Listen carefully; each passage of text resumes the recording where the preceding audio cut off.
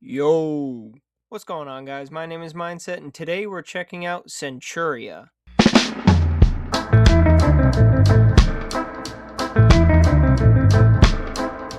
So our story begins with our MC Julian. Now, Julian is a slave, and he just hit his master with a brick and runs with whatever he could grab, all the while talking about how as a slave he never held anything of value, and that he's left an outcast, denied his dignity, and even his personhood, all while being able to do nothing about his awful treatment. Well, that's one way to start a chapter. But then it cuts to a slave ship out at sea, and the crew is talking about how the path they're following will lead them into dangerous waters filled with monsters that demand sacrifices. But the captain brushes them off, saying they'll only be going around, not through, and they have to go that way to avoid pirates and the Navy. Considering Columbus ended up in the US and not India, I don't exactly trust his judgment. But then they get cut off by a crewman finding Julian stowed away on the ship. And they were just about to toss him overboard when a couple of the enslaved people say not to throw him over.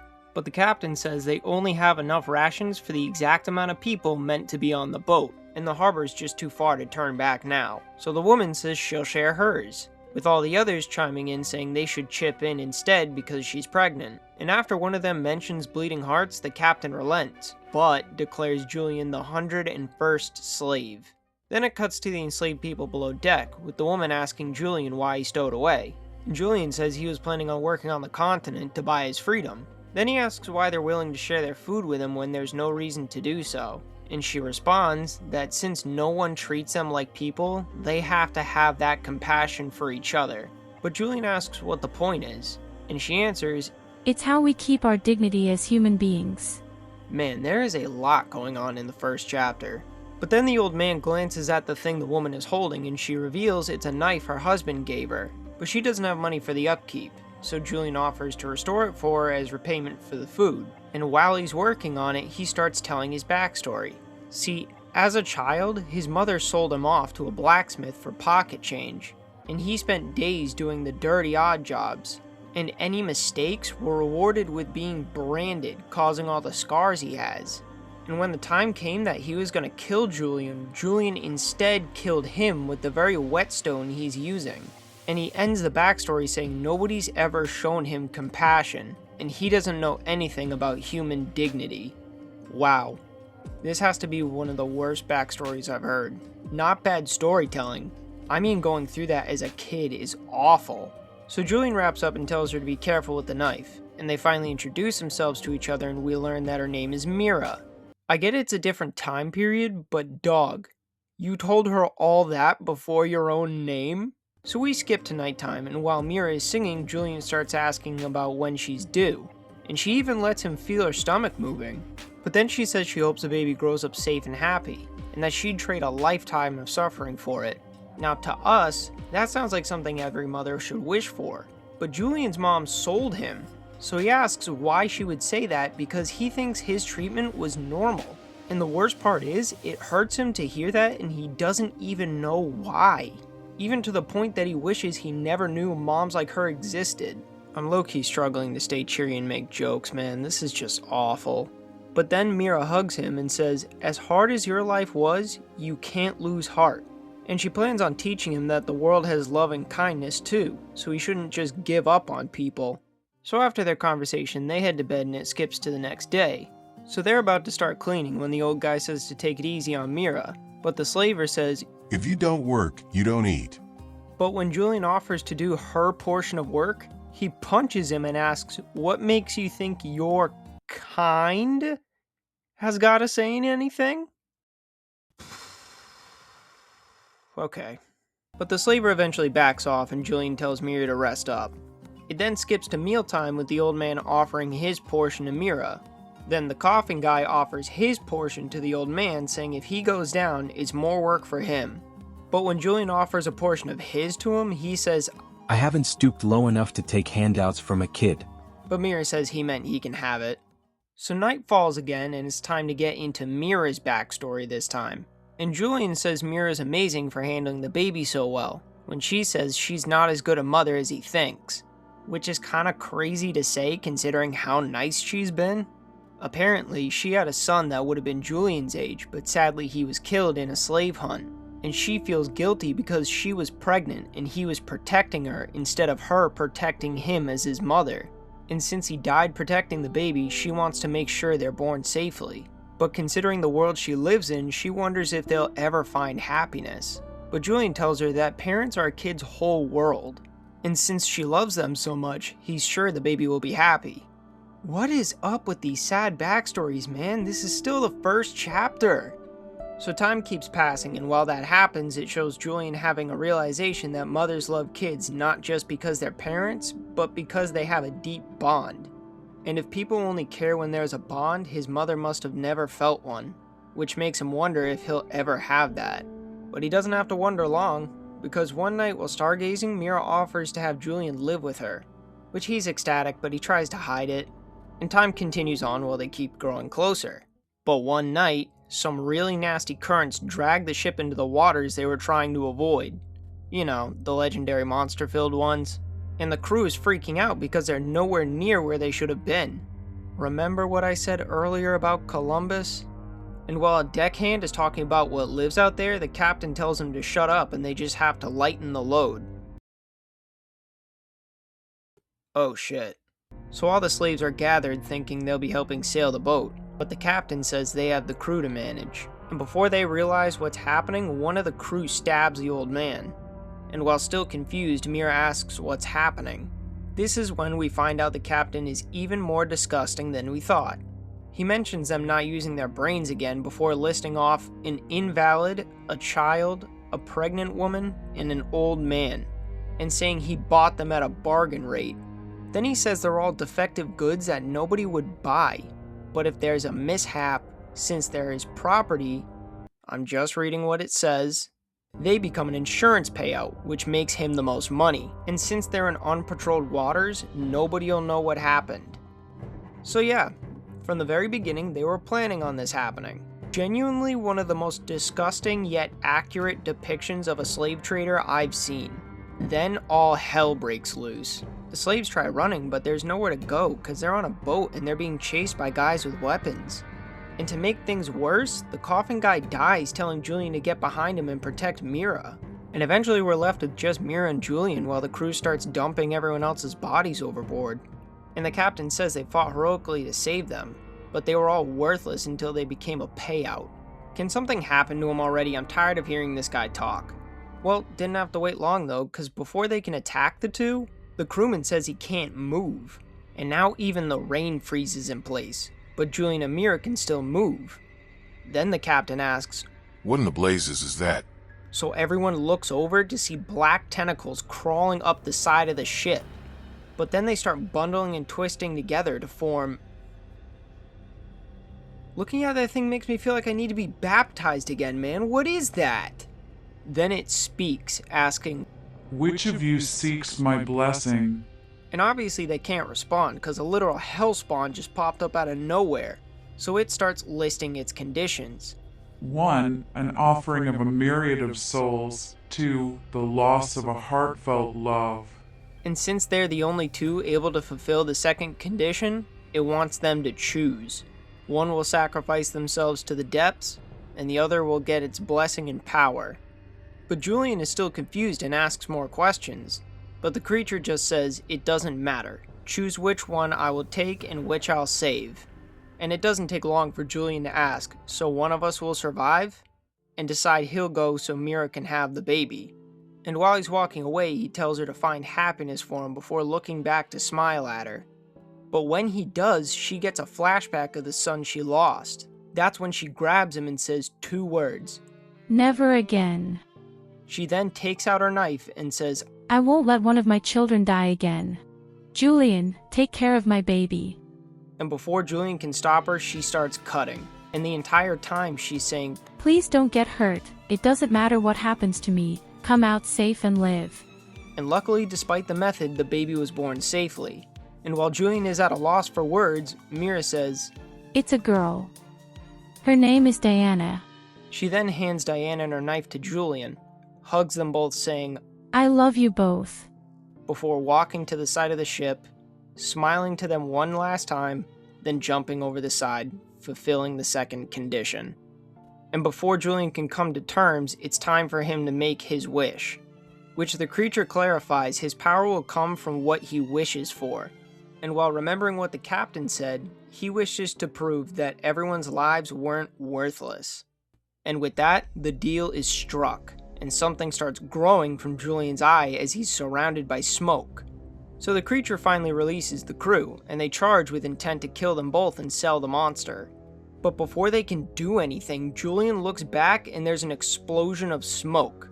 And before anyone realizes what's happening, Julian snatches the captain by the neck and slams him against the wall, with smoke coming from his scars and black lines from his eyes. And even he's stunned because when he drops a captain, he starts asking what's happening. Then the creature clarifies he's been imbued with the worth of 100 slaves. All of their power, speed, vitality, and reflexes are now his. So Julian checks to make sure Diana's okay, says to wait a little longer, and turns to face the crew. And in one time skip, the crew goes from charging him to corpses littering the deck as he tears the head of the last crewman off with his bare hands. And once everything settles, Julian goes to get Diana. But just as he reaches for her, he's slashed in the neck by the captain who snuck up behind him with a spear. And while he's gloating that it's his win, Julian's cut heals instantly Deadpool style. So he asks how that happened when the creature comes back and says, How is this a surprise? It's only natural that you have 100 lives as well. So the guy not only has all the physical abilities of the people who died, but 100 lives on top of that. Scale him to other characters all you want, that's still busted. So realizing how hopeless fighting is, the captain starts crawling away, pleading to split the profits in exchange for his life. You're pleading for your life, and the best offer you have is 30%? Seriously? But Julian simply walks over, throws his "using your headline" back in his face, and with one solid punch, puts an end to the slave trader crew entirely. So now we skip to Julian and Diana in a lifeboat as the creature destroys the ship. And just before it leaves, it says, now that you've made the offering, the waters will never harm you. It will take you to land in a day without needing to row, and the tides are now forever in your favor. And now that the creature is gone, Julian can finally relax. And as the chapter closes, Diana grabs Julian's hand and he says, Never in my life have I held something of value. Until now. So chapter 2 starts with a flashback to the time Mira told Julian, babies can only communicate through crying. So when they're lonely, they cry as loud as possible so they're not left alone. Then she talks about how they're born knowing nothing, so you have to keep them close to reassure they aren't alone. And when you do that, you don't feel alone either. Then the flashback ends to, of course, Diana crying. And while Julian's trying to comfort her, they drift into the wreckage of another ship. And while Julian's looking, a dark voice comes from the water saying, Curses. And when Julian looks over, that thing pops out of the water saying, I want it. Then more start showing up. Why? We cannot lay a hand on you. She says not to. How could a detested creature of the land receive the Great One's affections? Then they decide, screw it, we're just going to eat you anyway and take the punishment. But before they can drag them in, Julian jumps out of the boat with Diana. And as they keep moaning about eating them, he notices they can't leave the water. But that just pisses off whatever this thing is even more. And a single huge eye comes up saying, Insolent child, how long will your piece of land hold? Our kind have already begun to break down the bilge. Soon you and the babe will be our feast. So Julian looks to Diana, remembers everyone who sacrificed themselves so they could survive, and powers up to fight this thing. With all the faces, this thing kind of reminds me of Ko from Avatar, so I'm just going to start calling this thing Ko. So Julian grabs a piece of wreckage and jumps in screaming, Let's see if you can eat me first. So Ko lunges to bite him, but Julian lands on top of him and starts stabbing. But then Ko sends these tentacle things to stab and slash him. But Julian still has that healing ability, so he cuts the tentacles and goes for another strike. But Ko dodges and hits him with more tentacles. So Julian realizes Ko is too fast and he decides to just grab the tentacles, get in close, and start stabbing again. But while he's doing that, he starts feeling woozy, and it turns out those tentacles have poison. So Ko plans on letting him drown until he uses every life, all the while trying to break Julian's mental. He just keeps harping on about how being tied down by a baby your whole life is no different than being a slave, which that is wrong for countless reasons. And it's pitiful how she'll have to live a motherless existence, which considering she's traveling with the MC, she'll probably be fine. Then he starts saying if they die, they can join the others again. And between the poison and drowning, Julian starts hallucinating joining everyone. Then he also starts having a flashback to when his mother sold him off. Are you serious? Your own son, flesh and blood, for some fucking pocket change? And you didn't even look back. Yeah, scum, dirt, whatever you think, it probably applies. And the flashback keeps going with him remembering his time with Mira, then losing her. Then he opens his eyes and sees Mira at the bottom calling to him. So he starts swimming to her while all the other creatures are tearing the boat apart. But all that havoc shakes the boat and makes Diana start crying. And all that crying causes Julian to remember what Mira said about babies crying and snap out of the illusion. So he locks in and uses that smoke ability to expel the poison. And while Ko is confused, Julian jumps out of the smoke and rocks him. Then Julian grabs the stick, stabs him, then drags it all the way down Ko's side and cuts him clean open. So now that Ko's gone, Julian starts swimming back to the boat. The smaller ones try to stop him, but like some Halo grunts, they're just cannon fodder, so he just mows them down and keeps it pushing. And after they're all gone, Julian and Diana set back out on the life raft. And after vowing to never leave Diana alone again and finding land, we move to chapter 3. No time skip between chapters this time as Julian makes it to land. And first things first, he needs to find people with food and a place to sleep. But he doesn't even leave the beach before collapsing from hunger and sleep deprivation. Luckily he doesn't have to wait long though, cause a woman with a fish appears Jason style. Then a knight damn near the size of Radon shows up and Julian is immediately on defense. But it turns out the knight, Angval, is with the woman. They obviously notice how hurt he is, and after hearing they're alone, Angval offers to take them in for at least a little bit. So they make it back to their house and Angval and the woman, Pt, start patching him up. While they do that, he's thinking about how he seems to be tougher and healing faster. And apparently he was breathing underwater while he fought Ko. Okay, first off, apparently my assumption about the healing was wrong. It's just immediately life-threatening injuries that heal. But secondly, and more importantly, I thought he was just burning lives. You can breathe underwater? So it seems the powers become more a part of him as he uses them. And now that they're done patching him up and give him some spare clothes, it's time to eat. But Julian says he has no way of repaying them, and Angval says they wouldn't take it anyway. So he asks why they would do all this, and Angval says, "Why wouldn't I?" Which reminds him of his talk with Mira about dignity. And after eating, Angval offers them the spare room and they head up to crash. But Diana keeps crying, so Julian takes her for a walk, hoping it helps. But while he's walking, he runs across... Angela, what are you doing here? Turns out this is Angval, and she keeps her armor on because she's a knight for the country. So they sit down to get Diana to relax, and Angval asks what's bothering him. And when he opens up, he talks about how Diana doesn't even know what happened, and that she can't even blame him. He totally believes it should have been him. Man, survivor's guilt must be awful, cause she did that so he could survive, and he still thinks that. But then he brings up how they could have been a real family. But that's when Angval tells him, "There's no such thing as a real family. Tt and I may not share blood, but we're family.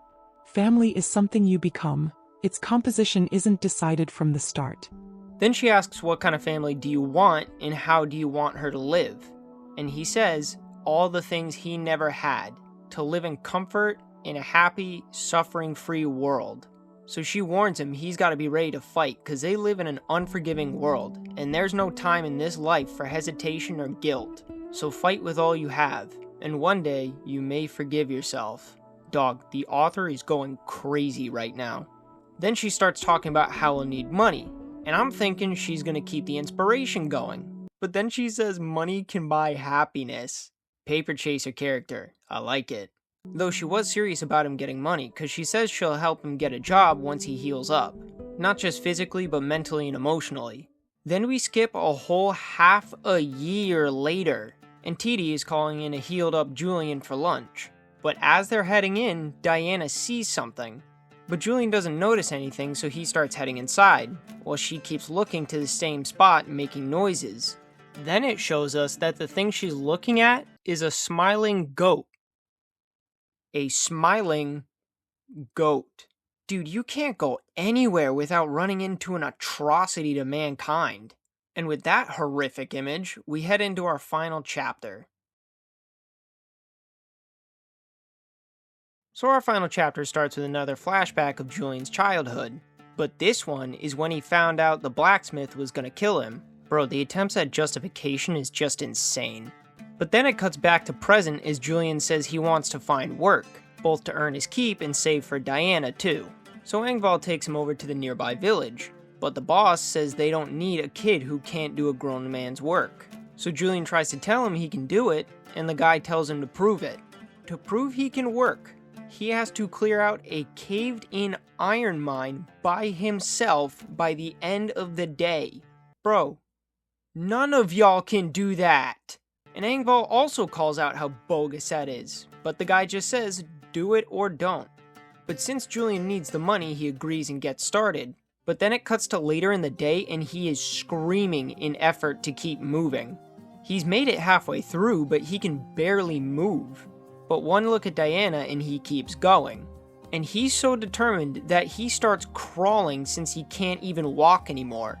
But while crawling, he starts questioning why he's even doing this. That's when someone reaches out and grabs him by the shoulder. And when he turns around, it's Coffin Guy saying to use everyone from the ship.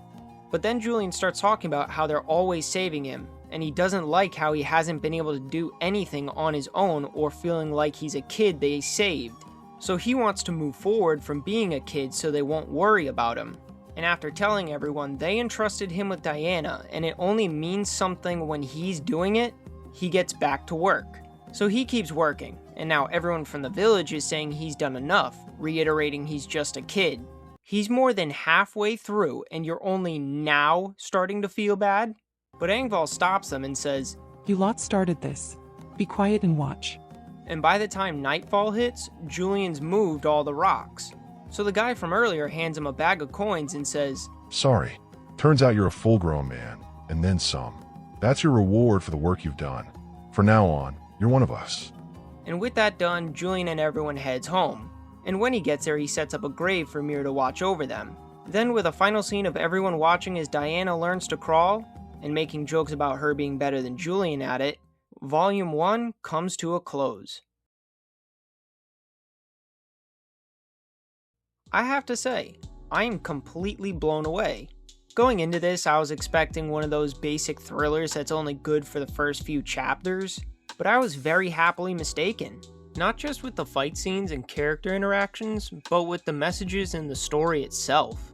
Because it's not only a message about treating others with dignity, it's about not letting a cruel world and people beat you down and keep you there.